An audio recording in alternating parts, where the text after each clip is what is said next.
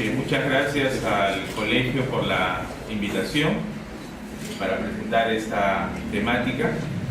Una de las líneas que el suscrito trabaja en forma continua es el área de lo que vendría a ser bioindicadores, y bioindicadores a varios niveles.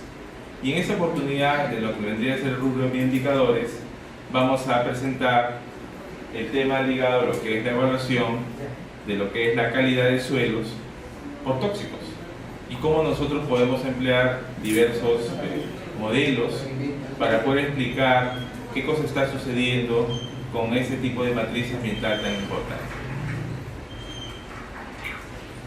Si nosotros en primera instancia pensamos en el término de la ponencia, dice bioindicadores. Entonces lo primero que vamos a hacer es un poco aterrizar en qué ámbito estamos hablando este término de bioindicadores.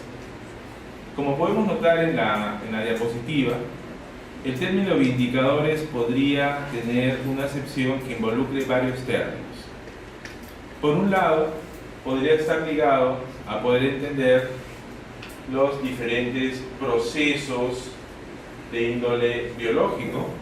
En muchos casos puede evaluarse un componente de la biodiversidad, en este caso del suelo, que debe ser la parte funcional, empleando algún tipo de bioindicador. Por otro lado, quizás sea el más conocido el poder emplear algún tipo de especie, taxa o grupo taxonómico en particular, o en otros casos podría evaluarse de un nivel un poco ya mayor dentro de lo que vendría a ser la jerarquía ecológica, que vendría a ser la comunidad. Entonces, el término bioindicador puede tener una amplitud de criterios y, como podemos notar, se puede muy bien utilizar para evaluar la calidad, sobre todo en el ámbito medioambiental, y sobre todo algo que nos puede servir o tener como utilidad es poder ver cómo los bioindicadores, al cambiar, al modificarse, al fluctuar, al oscilar a través del tiempo, entonces podría estar indicándonos algo. Vamos a ir viendo en qué sentido qué nos podría estar indicando. Como dice aquí, si cambian a través del tiempo, entonces estos cambios a menudo pueden estar ligados a algún tipo de perturbación.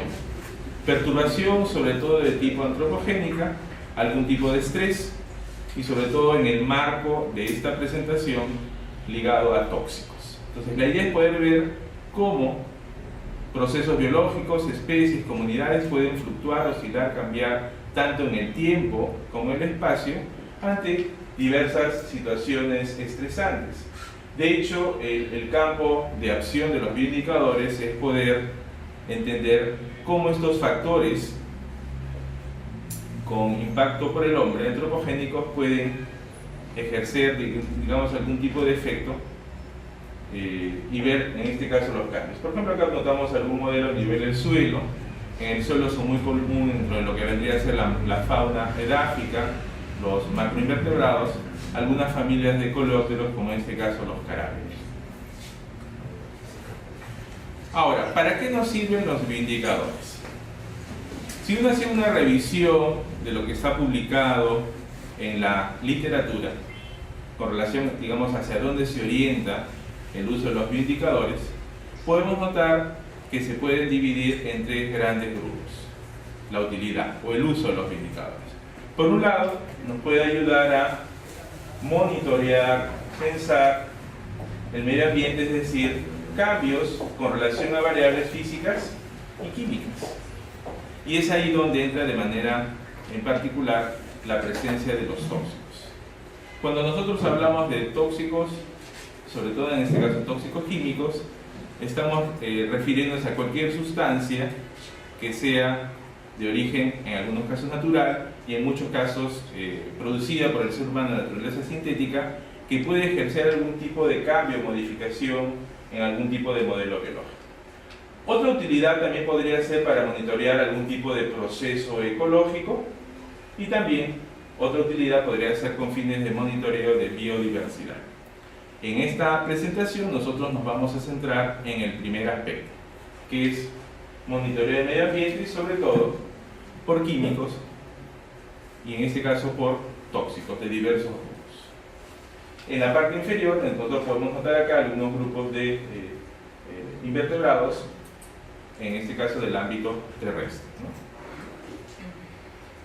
Ahora, quizás nos preguntemos, dentro de toda la gama que tenemos en lo que vendría a ser la biodiversidad, dentro de toda la gama de las comunidades a nivel del suelo, hablando de lo que es el marco de la presentación, dentro de toda la gama de procesos ecológicos, ¿cuáles vendrían a ser los criterios que uno podría tomar en cuenta para poder seleccionar algún tipo de indicador? Entonces acá podemos notar que tenemos por lo menos 3 criterios, entre otros, que nosotros podríamos usar para poder seleccionar un grupo. ¿Cuál es el primer criterio? Su representatividad. ¿Qué significa este aspecto de la representatividad? Cuando nosotros hablamos de este término, significa que la especie tenga algún tipo de relevancia, o el modelo, no solamente hablo en este caso de especie porque es lo que más se usa, pero podemos notar que se evalúa a nivel comunitario o también algún tipo de proceso. Vendría a ser en este caso algún modelo biológico que sea característico, típico de algún tipo de ambiente o ecosistema en particular. Entonces, es muy importante poder seleccionar alguna especie que esté muy bien involucrada dentro de lo que vendrían a ser las tramas tróficas, porque si nosotros no seleccionamos adecuadamente el modelo, entonces lo que hemos visto como característica que nos indique cambios, que nos indique fluctuaciones, modificaciones, etcétera, no va a poder ayudar. Segundo, muy importante poder conocer lo que vendría a ser su historia natural o lo que vendría a ser todo su aspecto bioecológico. Claro, mientras más información nosotros tengamos del modelo a emplear con relación a todo, cómo vendrían a ser sus rangos de tolerancia, variaciones, fluctuaciones, las interacciones que tenga, etcétera, toda la información bioecológica del modelo, entonces lo vamos a poder emplear de la mejor forma. Y tercero, como dice aquí, también la idoneidad como bioindicador. Entonces, como estamos viendo, tenemos varios, y podrían ser estos los principales, pero podríamos tener otros criterios por los cuales seleccionemos al modelo para que aplique el término bioindicador. Entonces, en realidad este término bioindicador puede ser un término muy macro, muy colectivo, que involucre varios otros términos, inclusive relacionados, que vamos a ir explicando a lo largo de la presentación.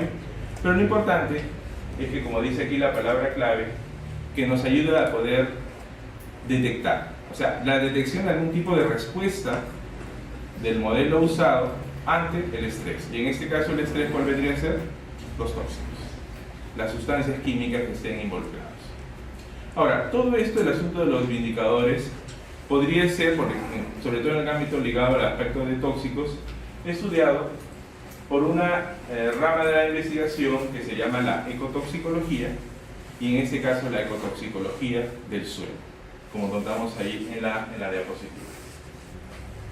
Ahora, es muy importante que nosotros entendamos en qué marco nos estamos moviendo para poder emplear algún tipo de bioindicador. Como notamos en la diapositiva, básicamente aquí notamos una interacción de conocer bien las sustancias o la mezcla de sustancias que podrían estar involucradas como contaminantes a nivel del suelo. Nosotros usamos también todos los conceptos ligados a lo que vendría a ser toxicología, porque en muchos casos nos ayuda a poder entender los efectos que podrían tener las sustancias químicas, y por otro lado todo lo que vendría a ser la interacción de la parte de ecológica. Y ahora, finalmente, nosotros podemos utilizar los bioindicadores para una parte aplicada, que es estudiar los riesgos, sobre todo los riesgos ambientales, ligados a lo que vendría a ser el efecto de las sustancias tóxicas. Bien, acá les muestro simplemente en primera instancia un modelo de los más usados como bioindicadores a nivel del suelo, que vendría a ser la llamada lombriz de tierra. El género Eisenia, con sus dos especies, sea Eisenia foetida o Eisenia andrei, que son las lombrices de tierra más, digamos, usadas o empleadas, son uno de los grupos más empleados como bioindicadores para evaluar el efecto de tóxicos a nivel del suelo. Y simplemente para que ustedes puedan ver en la diapositiva, podemos notar que es un modelo bastante interesante porque nos ayuda a poder ver qué puede pasar con las sustancias químicas. Por un lado, aquellas que están en un aspecto de, digamos, solubles en la parte de solución, digamos, a nivel del suelo, y otras que vendrían a ingresar por la vía de la alimentación. Entonces es muy importante tomar en cuenta también cuáles vendrían a ser las rutas por las cuales pueden estar llegando las sustancias tóxicas a los diferentes bioindicadores. Bien, hablar de los bioindicadores a nivel del suelo es poder hacer en primera instancia algún tipo de revisión, de poder ver cuál es, como dice aquí en este trabajo publicado en SOCIS, cuál vendría a ser el estado del arte y cuál vendrían a ser las futuras direcciones. Es un artículo publicado en los últimos 6 años, pero es interesante porque hace toda una revisión a nivel mundial de lo que se ha trabajado en el ámbito de bioindicadores en ecotoxicología a nivel del suelo. Entonces vamos a ver un poco qué es lo que se propone. Aunque hemos nosotros estado indicando que mayormente cuando hablamos de bioindicadores podría estar refiriéndose a la especie, a un organismo completo. Sin embargo, también hemos indicado que podría estar también trabajándose el término de bioindicadores en estudios a nivel ecosistémico cuando uno trabaja con lo que vendría a ser la comunidad biótica. Pero también hay que entender que el término bioindicadores en un sentido amplio podría incluir cualquier tipo de análisis que se haga a un nivel dentro de lo que vendría a ser la escala, digamos, biológica menor a la especie. Y podemos notar que evaluaciones que se hagan a nivel de tejidos, órganos, ensayos a nivel celular o subcelular, muchas veces vendrían tipos de ensayos in vitro, también podrían ser en un sentido amplio utilizado como término bioindicador. Aunque en muchos casos algunos prefieren utilizar para los niveles debajo de la especie el término de biomarcador. En realidad, cuando uno analiza la literatura, aparecen muchas acepciones bajo el término bioindicador. Entonces entendemos por un lado que el biomarcador podría ser aplicado para aquello que vendría a ser estudiado a un nivel debajo de la especie. Ahora, si ustedes pueden notar aquí habla un poco de la complejidad. ¿Qué significa ese aspecto de la complejidad? O la relevancia ecológica en el ámbito de ecotoxicología. A medida que yo subo a nivel de la escala, digamos, biológica, y llego a los estudios comunitarios, obviamente las respuestas que yo pueda obtener de un patrón de un modelo en conjunto de una comunidad va a ser mucho más compleja y van a intervenir mayor cantidad de factores. En el caso de que simplemente yo he estudiado un aspecto a nivel de repente subcelular, etcétera, de repente un biomarcador molecular, un biomarcador de tipo bioquímico, etcétera, o un ámbito de tejido, que obviamente son respuestas tempranas muy importantes. Sin embargo, las evaluaciones de especie a nivel de ecosistema obviamente tienen mayor relevancia. Bien, en el trabajo en el cual se hizo la revisión de los diferentes modelos, sobre todo en el caso de los invertebrados, que es el grupo más grande dentro de los bioindicadores, bueno, este autor lo que hace es una revisión. ¿Qué es lo que realmente se trabaja más a nivel mundial en relación a bioindicadores para evaluar la calidad ambiental por tóxicos? Y podemos notar aquí que el modelo que en primera instancia aparece vienen a ser los gusanos de tierra. En este caso la lombriz de tierra, Eisenia fétida, Eisenia andrei, y quizás de repente por un momento un paréntesis. En nuestro medio casi todo el mundo utiliza el término Eisenia foetida.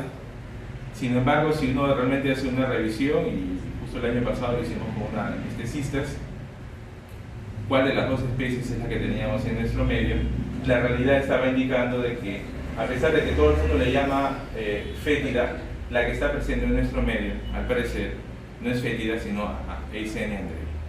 Y eso hace unos años que participé en un congreso de ecotoxicología en Argentina, conversando con uno de los especialistas, me dijo, no, toda Sudamérica tiene andrei. Yo decía, no, acá le llamamos foetida. Bueno, en este caso, reitero, siempre es muy importante, a pesar que las dos especies son las empleadas, tener bien en claro cuál es el modelo que uno está trabajando. O sea, la identidad del modelo biológico es bastante importante. Entonces, la lombriz de tierra, y algo que yo quiero que puedan notar, es que tenemos nosotros, en primera instancia, parámetros internacionales para hacer las evaluaciones. ¿Cuáles son estos parámetros internacionales? Tenemos normas ISO o OSD, bueno, que es lo que aparece en este trabajo, de manera específica para evaluar el aspecto de la toxicidad de químicos sobre la lombriz de tierra.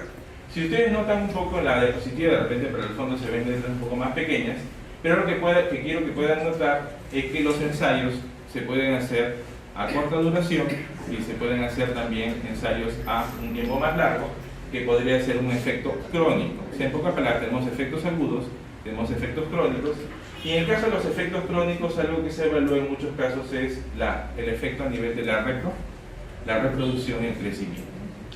También en el caso de la lombriz, existe un protocolo internacional para evaluar un parámetro que se llama una prueba de fuga o un test de evitamiento, que en pocas palabras hay una respuesta, en este caso de la lombriz, para poder preferir suelo contaminado versus un suelo no contaminado. Vamos a mostrar algunas diapositivas posteriormente. Ahora, aunque la más usada, y de hecho van a poder notar en la presentación algunos de los trabajos realizados con las 6 series, sin embargo, podemos notar que existen otros modelos que también se pueden emplear. Tenemos también algunos otros grupos de invertebrados, enchitreos quizás menos conocidos por la mayoría, pero también tenemos normas internacionales a utilizar. Se utiliza inclusive ensayos de sobrevivencia y crecimiento con Helix aspersa, el caracol de jardín. Y en nuestro medio yo no he visto ningún trabajo que esté empleando a este modelo para evaluaciones de toxicidad a nivel de suelos, ¿no? También tiene normas internacionales. Tenemos ácaros de suelo, quizás conocemos más los ácaros que afectan la salud pública, pero tenemos ácaros de suelo que también pueden ser empleados. Tenemos varias especies, tampoco ha sido trabajado mucho en nuestro medio. Tenemos isópodos. ¿Quién no conoce el género Porcellio?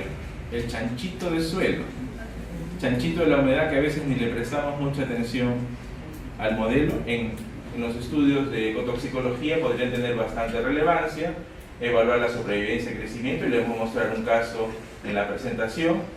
Claro, hay varias especies, Porcellio scaber, la Ebix, etc. También es importante la identificación.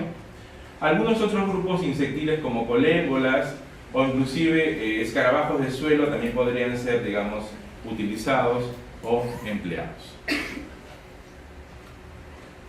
Bueno, acá simplemente para que puedan notar cuáles son los principales indicadores de la calidad del suelo, y que en este caso lo que hacen es utilizar respuestas que van partiendo en primera instancia de ser realizadas en el laboratorio, pero luego estos mismos ensayos pueden pasar a un proceso de semicampo o de campo para darle mayor realismo. O sea, hay toda esa potestad o esa posibilidad de poder trabajar con los modelos. Bien, vamos a mencionar algunos casos cómo nosotros podemos utilizar los modelos para evaluar diferentes tipos de sustancias. Cuando hablamos de sustancias químicas, quizás lo que en primera instancia pensamos son metales pesados, plaguicidas, hidrocarburos, los cuales son y serán siempre importantes, y hay que continuar trabajando y evaluando estas sustancias químicas. Sin embargo, también, como el ámbito de investigación, se pueden trabajar con otro tipo de sustancias. En este caso les presento un estudio que trabajó al chanchito de suelo para evaluar la toxicidad de suelos por fragancias, porque también N sustancias pueden llegar a estar llegando al suelo, insecticidas y productos de limpieza. Claro, aquí en esta diapositiva lo primero que mostramos es la especie más usada, la cochinilla de la humedad, chanchito de la humedad, ¿quién no lo conoce? Y bueno, para nosotros este modelo puede ser muy interesante poder trabajar. A veces ni le prestamos atención porque lo vemos que está ahí. Por otro lado, esta es una especie muy característica del ámbito terrestre. Hemos visto que inclusive tiene su norma internacional estandarizada, el género Porcellio, para poder ser empleada, y además participa en los llamados ciclos biogeoquímicos para reciclar nutrientes y flujos de energía a nivel del suelo. Hay una serie de trabajos en la cual esta especie se ha evaluado en suelos contaminados, tiene capacidad también de bioacumulación, y de ahí que hay una serie de publicaciones que indican la posibilidad de poder ser utilizada para pruebas ecotoxicológicas. Bueno, como en todo trabajo siempre hay que hacer un poco de revisión de literatura, a ver qué cosas hay publicado internacionalmente. Por ejemplo, les muestro algunos. Tenemos un ensayo en el cual evalúa el efecto de químicos en los isópodos terrestres, en los cuales está el chanchito de suelo. También pruebas de comportamiento. Podemos notar también evaluaciones comparadas de estos chanchitos de suelo. Y otro modelo, aparte de los invertebrados que también se pueden usar, que son ensayos con semillas para evaluar fitotoxicidad por efectos de tóxicos, también bastante utilizados, en este caso con semillas de lechuga. O en otros casos aquí pueden notar el efecto de drogas o sustancias químicas de índole veterinario, con el fin de poder evaluar el impacto de estas sustancias químicas en la fauna del suelo. Entonces también lo que quiero que capten es que no todo es los grupos tóxicos más conocidos. Tenemos miles de sustancias que se están incorporando en forma permanente al ambiente y que en muchos casos no forman parte de los procesos permanentes de rutina de evaluación. Y la idea también de esta presentación es que vean que hay más allá de metales, hidrocarburos, plaguicidas, hay muchas otras sustancias que también pueden ser evaluadas. No solamente de naturaleza individual, sino también el efecto de las mezclas. Bueno, tenemos una serie de trabajos de modelos.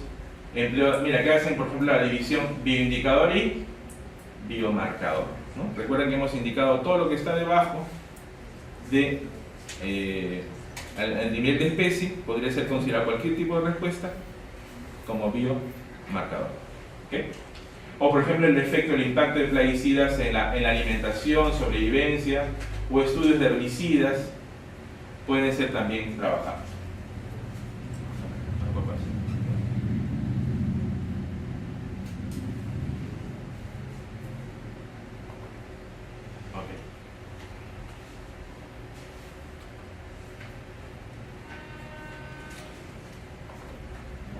Bien, o por ejemplo este estudio que evalúa el efecto en la locomoción del chanchito de suelo comparando sitios en campo limpios y contaminados.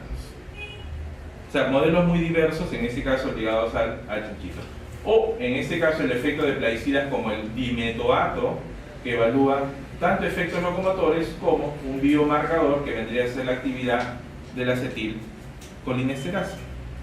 Entonces, en este caso, en término amplio podría ser un bioindicador, la acetilcolinesterasa, pero también en sentido más estricto podría ser considerado un biomarcador. Bien, en el Perú, si uno analiza la literatura, no había mucha información del uso de estos modelos, como en muchos otros casos, por lo menos publicados. Tenemos un trabajo de algunos años que evaluaba la toxicidad del metal pesado, del plomo. Teníamos otro trabajo que evaluaba el efecto de la temperatura, pero obviamente no era específico de ecotoxicología. Teníamos otro trabajo publicado que veía el efecto del metamidofos en modelos terrestres, y dentro de estos modelos terrestres estaba Porcel, y en la cual se evaluaba la toxicidad. Y recuerden que los parámetros más básicos en el ámbito de evaluación como bioindicadores está la estimación de la llamada DL50, que vendría a ser la dosis letal media. Esta dosis letal media es obviamente aquella dosis o concentración que causa un 50% de efecto en la población. Entonces ese parámetro también es muy importante, o es el parámetro más básico que se utiliza. Y uno dice, bueno, ¿y eso para qué me sirve? En realidad, si uno hace digamos el análisis del efecto que vendría a ser la toxicidad versus la posible exposición, es decir, aquella concentración ambiental esperada que podríamos tener en el ambiente del tóxico, en ese caso, hablando de un plaguicida llamado metamidofos, podemos calcular los llamados cocientes de riesgo.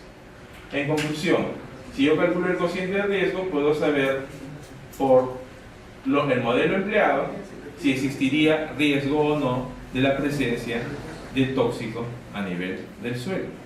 Esa es un poco la proyección o la aplicación. Entonces nosotros vamos utilizando diversos modelos o diferentes tipos de respuestas, y de esa manera todas se van engranando como si fuera un gran rompecabezas para poder entender y explicar qué sucede con los tóxicos a nivel del suelo. Entonces de ahí que nosotros queríamos evaluar el efecto de estas sustancias. Teníamos tres grandes grupos: fragancias, insecticidas, productos de limpieza. Seleccioné justo este caso para que vean diversidad de sustancias que pueden ser evaluadas. Evaluamos el modelo por célula EVIS. Entonces ese era obviamente el objetivo, evaluar estos tres grandes grupos. Y bueno, quizás nos preguntemos, bueno, ¿por qué evaluar fragancias? Bueno, todas estas sustancias también pueden estar llegando al ambiente. Y uno a veces no las ha evaluado, cuantificado, que realmente podrían estar causando algún tipo también de efecto. Y vamos a ver que en algunos casos así es.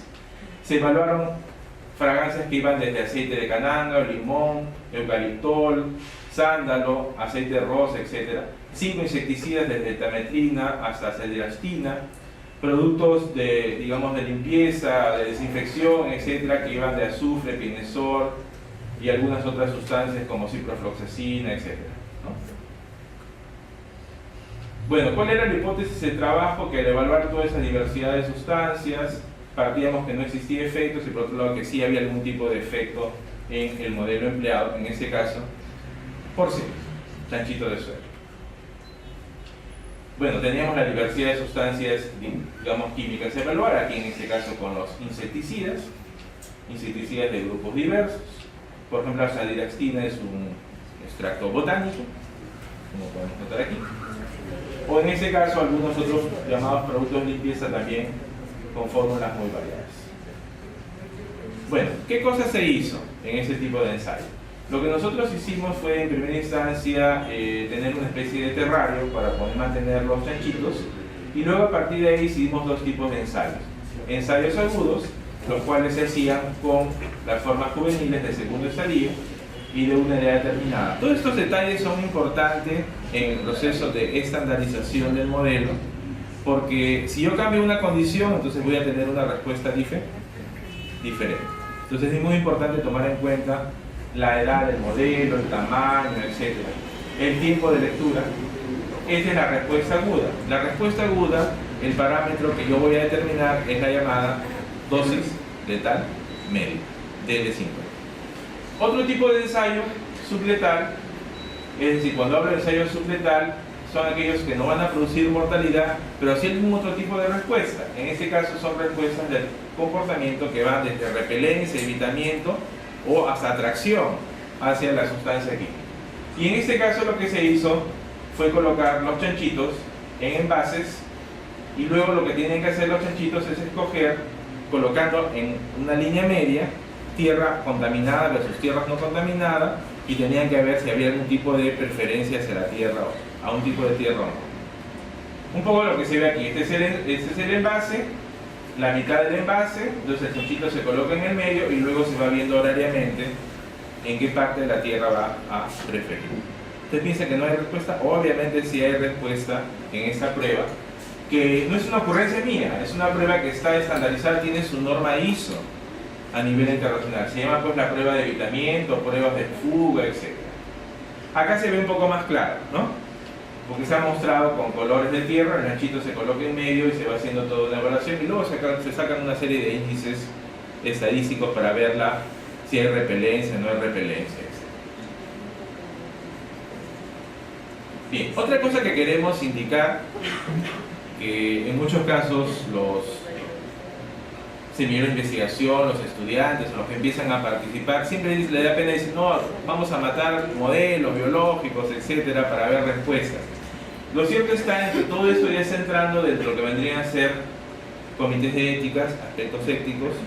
Los modelos usados también entran, no solamente es un campo exclusivo de salud humana, salud animal clásica, sino también, como dice aquí, podemos utilizar pautas para, digamos, todos estos modelos, empleando en este caso modelos de repeticiones, las 3R, reemplazamiento, reducción, refinamiento. Todos esos criterios se pueden tomar en consideración para tener la cantidad mínima de organismos a usar, para poder tener digamos, el ensayo con una respuesta significativa, adecuada, hablando de forma estadística, y no usar más de lo necesario tampoco. Es cierto, es un chanchito de suelo, no es lo mismo que hablar de un vertebrado, o algún otro modelo, pero aún así también aquí entran aspectos éticos que hay que tomar en cuenta. Y la mayoría de las revistas ya están entrando en este aspecto.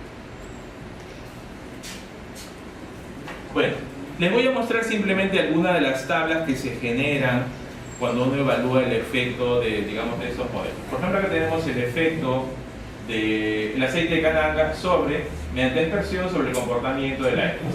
Se hicieron varias concentraciones, eso fue expresado por kilo de suelo, cada una de las sustancias, digamos, evaluadas, en este caso este aceite, y si ustedes pueden notar, algo que se ve que las concentraciones bajas, al hacer el análisis estadístico, no había diferencia significativa en relación a que el modelo eligiera la línea media o no eligiera, ¿no? Si eligiera o no eligiera el área contaminada o eligiera el área contaminada, y más bien a medida que incrementaba la concentración había como una especie de rechazo al área donde estaba el tóxico.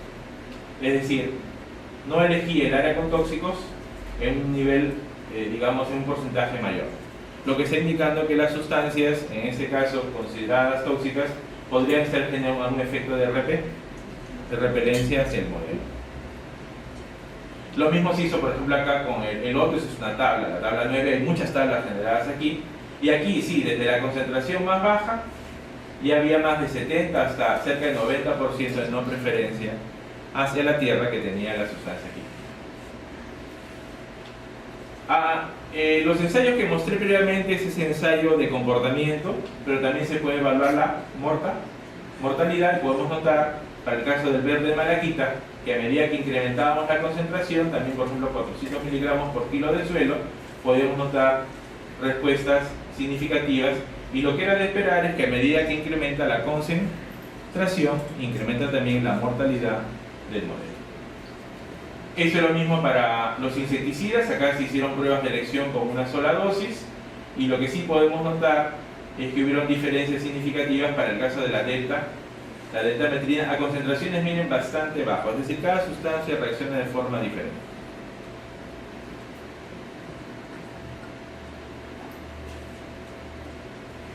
Bien, aquí lo mismo con el extracto botánico, evaluaciones de letalidad. Si ustedes pueden notar, en todos los casos siempre se calcula la dosis letal media como parámetro bioindicador. Bien, ¿qué podemos notar si vemos una evaluación en forma integrada? Por un lado, podemos notar que aquellos que tienen la coloración roja, aceite de eucalipto, limón, loto, etc., podemos notar que ocasionaron efectos de repelencia a todas las concentraciones ensayadas. En el caso del agua de cananga nos llamó la atención un patrón opuesto, solamente en las concentraciones bajas y en las altas no había, digamos, efecto. En el aceite de esencial de lavanda solamente en la más alta, y luego en otras especies, o la más alta, comportamiento variado. Cada sustancia tiene un comportamiento, produce un comportamiento diferente en el modelo. Lo mismo podemos notar para el caso de la repelencia, evasión y la letalidad. Si ustedes pueden notar, aquellos que están de color rojo son aquellos que tendrían mayor importancia, verde de malaquita, flucoconazol, aceite de pino, y también para el caso de los plaguicidas, el que era más importante era la deltametrina. Entonces también el uso de estos modelos nos ayuda a poder un poco de categorizar diversas sustancias tóxicas para ver cuáles tienen mayores efectos versus otras. Si vemos un poco las conclusiones, era de esperarse que los insecticidas tenían mayores respuestas que las fragancias, y entre las fragancias el agua de cananga, limón, eucaliptol, geranio y el aceite de loto, inclusive de las dosis más bajas, ya estaban produciendo efectos subletales. Los productos de limpieza, sobre todo el verde de malaquita, los mayores efectos, la deltametrina, y obviamente pues evaluar cerca de estas 20 sustancias nos permite tener una idea o un patrón de la poder utilizar este modelo. Bueno, una ilustración del chanchito de suelo. Bien, ahora les voy a mostrar un segundo caso en la cual se emplea el modelo de los más usados para evaluar suelos, que vendría a ser la lombriz de tierra. Esto es parte de una tesis que ya fue sustentada, la tesis de Elsa Arrazola, y ella evaluó el riesgo ambiental de mezclas de un piretroide y un producto de la última generación de plaguicidas llamado pues el imidacloprid. lo evaluó sobre Eisenia foetida. Como ustedes pueden notar, las sustancias empleadas tienen amplia aplicación, cipermetrinas, amplio uso, no solamente en agricultura, sino también en salud pública, y están entre los productos que están de reemplazo para aquellos que ya van de salida, algunos carbamatos, organofosforados, etc. Y la imidacloprid ampliamente utilizado a nivel mundial para proteger una serie de cultivos, plagas, etc., aunque también tiene sus problemas ecotoxicológicos con las abejas, que ya sería motivo de otra explicación. De ahí la idea de utilizar la lombriz como indicador y realizar ensayos en esos modelos. Pero además, ojo, que quiero que noten, es que no solamente en ese trabajo se evaluó qué pasó con el tóxico A y tóxico B en forma individual, sino también se trabajó con las mezclas. Y en realidad eso es lo más común, y siempre se lo repito a mis estudiantes de los cursos de ecotoxicología, que lo más común es que se ocurran mezclas de varias sustancias a la vez. Y podemos tener una matriz no solamente de 2, sino 10, 12 sustancias que a la vez estén produciendo efectos en la vida.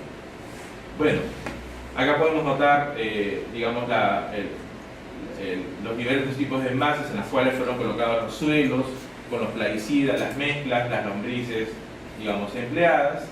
Y bueno, para ello se trabajaron tanto pruebas agudas. En el caso de las pruebas, tenemos los ensayos de tipo parámetros más indicaba y los crónicos, y recordamos que había dos parámetros que eran NOE y LOE, que son las keywords, las palabras claves en los ensayos ecotoxicológicos crónicos. Indicamos que NOE es aquella concentración más alta que no causa un efecto significativo, en pocas palabras, que viene a ser igual al testigo, control, etc. Y el LOE, aquella concentración más baja que causa algún tipo de efecto. Estos son dos parámetros muy importantes empleados para cualquier estudio ecotoxicológicos y para lo que sigue de ello, que vendría a ser la evaluación de riesgos ambientales por sustancias químicas. Bueno, acá se evaluó también el peso, la biomasa seca, húmeda, el oscurecimiento y la fragmentación. Se hicieron también ensayos de evasión, ya les había explicado un poco, suelo contaminado, suelo no contaminado, en una cámara, y luego se contabilizó a través de, digamos, el tiempo de exposición que pasaba con el modelo. Se separaron en primera instancia con una barrera y luego se dejaron las lombrices y se hicieron las evaluaciones. Se trabajaron con concentraciones subletales. Recuerden que para este modelo, como ella es respuesta subletal, las concentraciones son obviamente bastante bajas, mucho más bajas que para un ensayo de mortalidad o ensayo agudo, que normalmente se usan concentraciones más altas. Bueno, es toda una explicación larga, pero algo que podemos notar es que los dos químicos que se usaron, estos dos plaguicidas en la lombriz, no provocaron un efecto tóxico agudo. Entonces la mortalidad no era el parámetro, digamos, de toxicidad importante, el agudo, pero sí habían efectos crónicos. Y eso es muy interesante porque en muchos casos las sustancias químicas pueden estar produciendo efectos no a corto plazo, sino a largo plazo. ¿Y en qué se veían los efectos? En el crecimiento, y por lo tanto, al momento de hacer una evaluación de riesgos en el ambiente, entonces había efectos de estos dos tóxicos. Vamos a mencionar ahora un tercer estudio de caso. Nos movilizamos otro tipo de sustancia y quizás uno se pregunte ahora con grupos de hidrocarburos. En este caso fue una evaluación sobre la lombriz con relación a las gasolinas de 90 hectanos. Este es todo, en realidad todo este rubro es un ámbito para poder trabajar mucho todavía en nuestro medio. Esta también es una tesis sustentada por Susana. Bueno, simplemente para poder indicar la interacción que hay suelo-lombriz, ya está además la explicación de la importancia del suelo, etc. Y el uso de estos modelos como representantes de la macrofauna, bioindicadores, modificadores del suelo. Y la idea de poder evaluar el efecto de dos gasolinas en nuestro medio sobre la lombriz, evaluar la parte de letalidad. Ahora, las gasolinas, recuerden que tiene varios componentes y entre los más importantes nosotros seleccionamos uno de aquellos que tenía la mayor concentración, que era el sileno, pero tiene otros componentes importantes. Y además se evaluaron parámetros subletales que iban desde inmovilización hasta variaciones a nivel del peso. Queríamos también comparar el efecto de estas dos gasolinas en respuestas letales y subletales y luego finalmente hacer algún tipo de evaluación de riesgos. Entonces, un poco para que puedan notar que diversas sustancias pueden ser evaluadas.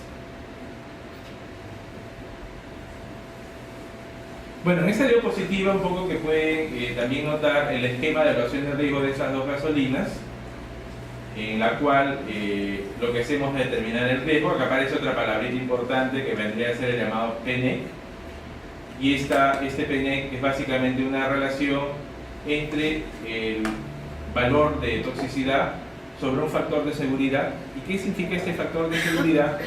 Esto va a estar en dependencia con relación a la complejidad de él o los modelos empleados. Si yo trabajo con modelos agudos que son respuestas más rápidas, entonces normalmente los factores de seguridad que uno va a emplear van a ser de la escala de 2 dígitos. Puede ser sobre 500, 1000, etc. En cambio, si yo ya trabajo con varias especies y a su vez empleo respuestas crónicas, entonces normalmente puedo estar bajando en factores de seguridad de 50, de 10. Entonces, está el protocolo con el fin de poder estimar el efecto de los riesgos. Ahora, nosotros trabajamos evaluando la exposición en base al sileno. Trabajamos con los estándares de suelo en este momento dado de 2013. Se calcularon en ese caso luego los parámetros más sensibles y luego a partir de ahí se determinó el cociente de riesgo en base al sileno. Y obviamente aquello que tenía una respuesta menor a 1 indicaba que era aceptable y mayores a 1 indicaba que había algún tipo de riesgo ambiental por la presencia de la gasolina. Bueno, acá les muestro simplemente una de las tablas porque se generaron, recuerden que estamos hablando de por lo menos 2 gasolinas, respuestas agudas, crónicas, y por ejemplo acá notamos una gasolina de Petroperú, una de las seleccionadas, de las más conocidas en base a sileno. Y lo que yo quiero que luego, este es todo un cálculo estadístico de análisis para ver evaluaciones de riesgos. Los parámetros letales, subletales están aquí. Y luego podemos notar aquí que en todos los casos se observó riesgo. Entonces las gasolinas llamadas ecológicas estaban produciendo también riesgos en la nómina, lo cual no se había evaluado nunca en nuestro.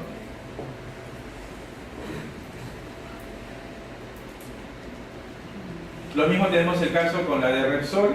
También en todos los casos se observó también riesgo en todos los parámetros, digamos, analizados, y eso que solamente utilizamos un factor de 100 porque estábamos hablando digamos de ensayos, ¿no?, que involucraban en algunos casos respuestas, digamos, respuestas de tipo crónico.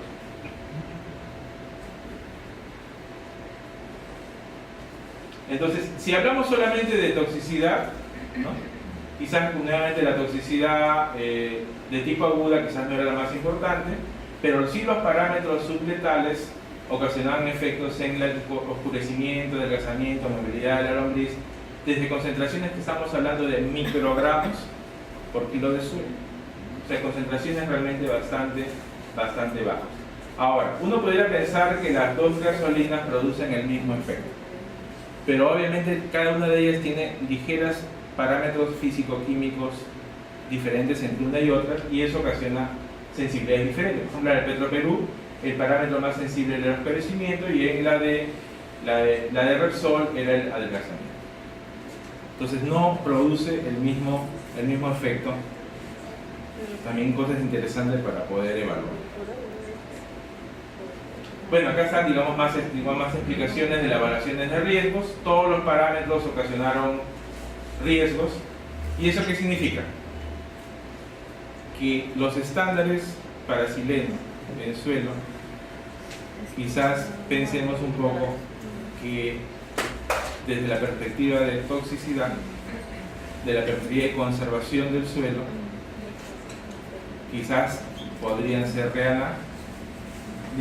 Y eso lo he conversado muchas veces con muchos hasta que han participado en los estándares, y normalmente a veces no toman en cuenta, simplemente colocan lo que aparece en otras normas internacionales, hacen una lista y empiezan a comparar a ver cuál podría ser el promedio, etc. Pero otra cosa es lo que sucede con los BIA, indicadores. Eso es lo que nos está dando la respuesta, qué está pasando realmente desde la perspectiva tóxica. Bien, otro trabajo, que es la tesis de Catherine, sustentada en este año, hizo también una evaluación de riesgo de plaguicidas del metamidofos, que ya también está un poco de salida de este organofosforado, el piretroide, alfa-cipermetrina y su mezcla. Bueno, acá un poco la justificación, por qué realizar. Bueno, como ya en este año ajustamos el nombre a Andrei porque se hizo la identificación y también se evaluó el efecto de las mezclas y finalmente se evaluó el riesgo ambiental. Bueno, todos los trabajos, una cosa interesante es que en muchos casos cuando uno hace ya protocolos en forma permanente en el laboratorio, va a ser necesario utilizar un llamado tóxico de referencia con el fin de poder ver si el sensor, en este caso, el sensor biológico, la lombriz está calibrado, está dentro del rango esperado de sensibilidad. Se puede utilizar el cloruro de potasio, se hicieron los ensayos metamidofos, alfa-cipermetrina, la mezcla. Una cosa interesante de ese trabajo es que esto del laboratorio luego se llevó al campo. Es decir, se hicieron aplicaciones en un suelo y luego se hizo la evaluación con ese suelo en el cual se había aplicado metamidofos y alfa-cipermetrina, ¿okay? Y luego se hizo la evaluación sobre la lombriz. O sea, estamos pasando ya de lo que vendría a ser los ensayos de laboratorio a evaluaciones en campo que tienen un poco mayor realismo, pero sin embargo la interpretación es más compleja. Bueno, acá está todo el esquema digamos, de evaluación. En pocas palabras, los bioindicadores, su fin final, reiterando la palabra, ayudarnos a evaluar el riesgo ambiental, los cocientes de riesgo, calcular esos parámetros llamados P y PNEC, que se vendría a ser la concentración ambiental esperada, es decir, la exposición, cuánto hay de tóxico esperado en el suelo, y el PNEC que está más relacionado con la toxicidad. Recuerden, siempre para riesgos combinamos dos parámetros, exposición y en este caso toxicidad, ¿no es cierto? Entonces las dos cosas estamos nosotros evaluando y se hicieron las evaluaciones de caracterización de riesgo mediante los ensayos con la lombriz de tierra. Bien. Otra cosa que normalmente se calcula muchas veces cuando se trabaja con mezclas es el cálculo de las llamadas unidades tóxicas. Otro parámetro importante, eso se evaluó para el caso de las lombrices, se determinaron los valores de Noe y Loe para la mezcla y noten, interesante, a los 7 días la presencia de los dos tóxicos ocasiona sinergismo. ¿Qué significa esto? Que hay un incremento de la toxicidad al estar los dos tóxicos a la vez. Sin embargo, cuando la evaluación pasa a 14 días, tenemos algunos parámetros que ya dejan de ser sinérgicos y solamente la DL50 se mantiene sinérgica.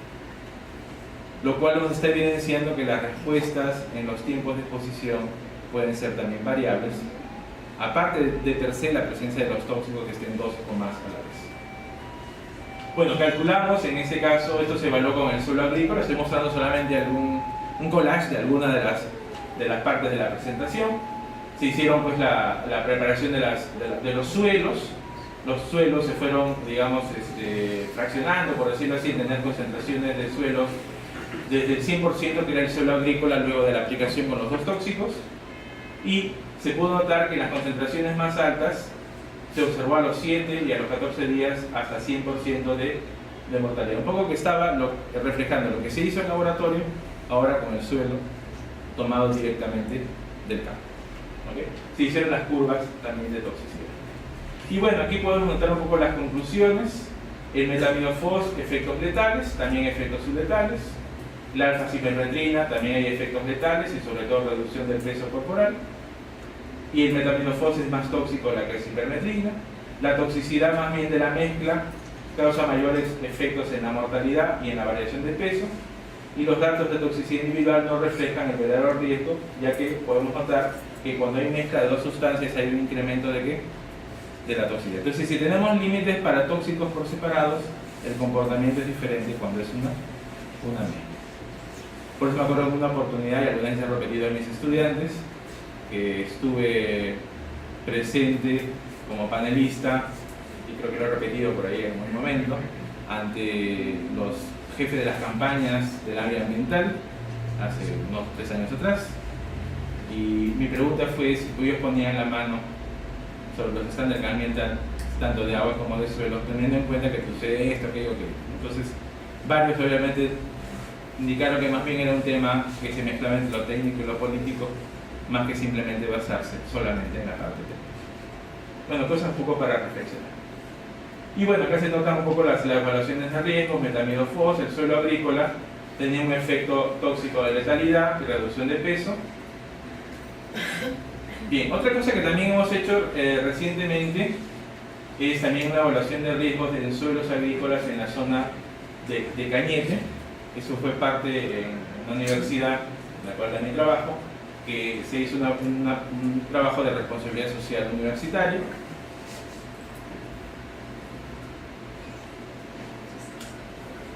Y bueno, simplemente para que puedan notar aquí, desde la ubicación, esta zona es un área donde hay cultivos de manzanas y obviamente aplicación de varios plaguicidas. Se hicieron bioensayos. Esta es la zona de Calango. Un poco para que puedan notar que a veces pueden pensar bioensayos solamente de laboratorio, ecotoxicología. La ecotoxicología se proyecta y se hacen trabajos también in situ, en campo. Entonces, casi toda la localidad se dedica al cultivo de manzana, casi el 88% de las hectáreas dedicadas a la agricultura. Entonces, es una zona agrícola por excelencia. Aparte también hay pues ganado, hay una serie de problemas ambientales con la vegetación. Bueno, se hizo toda una caracterización inicial y obviamente por las encuestas se tomó en cuenta que había más pues metomilo, dimetoato. Se hicieron ensayos tanto con lombriz y bueno, también quiero notar aquí que en muchos casos los estudios ecotoxicológicos no solamente son con suelo, sino también pueden ser con aguas, y acá bueno, está como invitada de la presentación donde está la Daphnia magna, muy utilizado la pulga de agua en los estudios de ecotoxicología. Bueno, se hicieron los ensayos de laboratorio y la idea es poder ver si había riesgo en los suelos agrícolas, en la zona de Calango, sobre todo con eufenia, esenia fética. Se siguieron todos los aspectos éticos para el trabajo, desde el refinamiento, según lo que indican los ecotoxicólogos como Dos Santos 2015, indica la aclimatación de la especie como un parámetro importante, luego generar el menor sufrimiento durante la aclimatación, luego la reducción del número de individuos, utilizar ensayos, aquellos que sean indispensables para tener la significancia estadística, y la sustitución en este caso es utilizar modelos como la lombriz de una escala inferior en comparación con los vertebrados, que generalmente tienen por el momento mayor problemática ética. Usar un ave, un mamífero, etc. Preferible utilizar en primera instancia un invertebrado que tiene menos restricciones, pero notemos que también tiene aspectos éticos que tomar en consideración. Bueno, les menciono una tabla en la cual se evaluaron los parámetros y pueden notar aquellos que están de color rojo, significa que hubieron diferencias entre el control y la muestra del suelo al 100%. Efectos en el ensayo, en el tamaño, en el peso, húmedo y seco, y en la fragmentación. Es decir, el individuo se empieza a fragmentar por acción de la presencia del suelo contaminado. Bueno, algunas otras cosas que quiero ir mostrando que están en plenos procesos algunos ya en ejecución. Por ejemplo, este es un trabajo en la zona de Lurín de Diego Elías, que evalúa el impacto de la isenia empleando pues, dos plaguicidas que se usan en el cultivo de cebolla. Está en plena, digamos, ejecución. También se ha trabajado con lodos de perforación minera sobre porcelio, sobre el chanchito. Este es un trabajo que se acaba de presentar justo esta semana, el borrador de Yadira Bautista.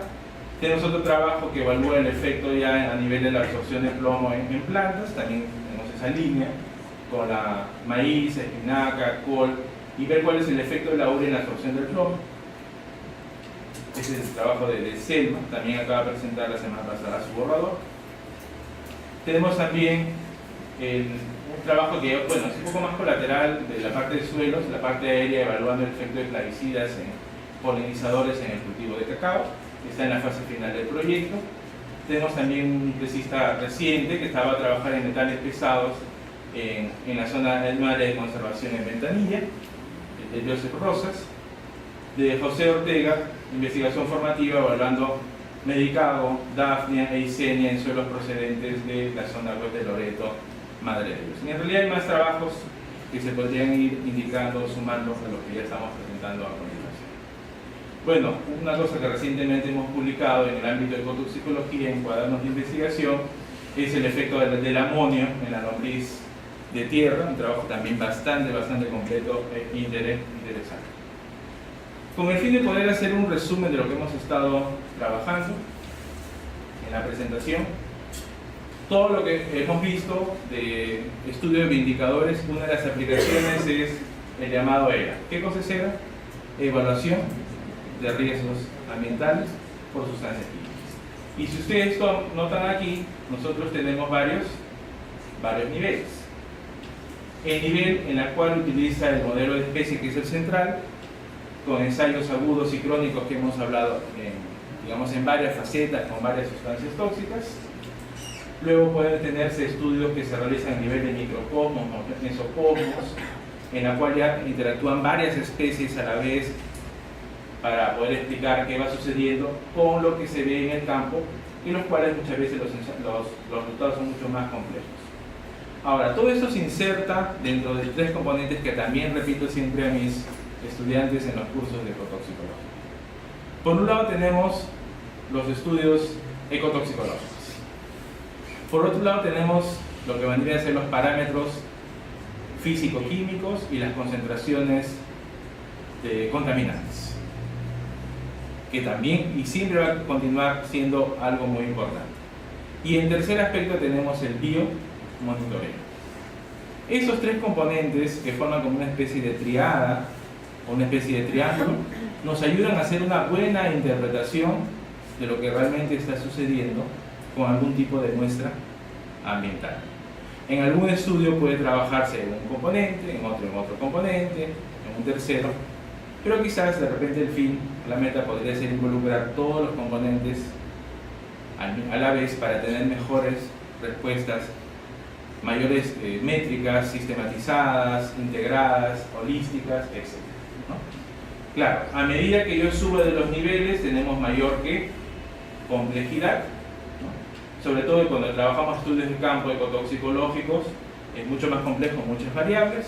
Cuando trabajamos el biomonitoreo, es decir, hacer censos a nivel de taxas, a nivel de comunidades, diversidad alfa, diversidad beta, todo eso también forma parte de estudios, digamos, que venían a ser en forma integradas para la evaluación, como dice acá, de ecotoxicología de suelos. Y eso vendría a ser como peldaños, como etapas. En inglés se llama first levels, o sea, niveles que van en secuencia y que van incrementando la complejidad y obviamente también los costos. Una cosa son costos a nivel de estudios agudos, crónicos, pero van subiendo en complejidad si involucramos obviamente trabajos de campo. Bueno, eso es un poco lo que quería hablarles hoy día. Espero no haberlos cansado hablando de este tema fascinante de los bioindicadores. Es cierto que nos hemos centrado un poco más en los grupos de los invertebrados a nivel del suelo. Sin embargo, también podemos señalar que hay muchos otros modelos que pueden ser empleados. Existen las llamadas comunidades microbianas que también evalúan el efecto, se evalúa el efecto de la respiración, nidificación o modificación como una especie de proceso ecológico, ¿no? Por impacto de los tóxicos. Existen, como hemos indicado, también las pruebas que evalúan vegetales, fitotoxicidad. En fin, mucha información que puede ser trabajada con diferentes perspectivas. Bueno, muchas gracias.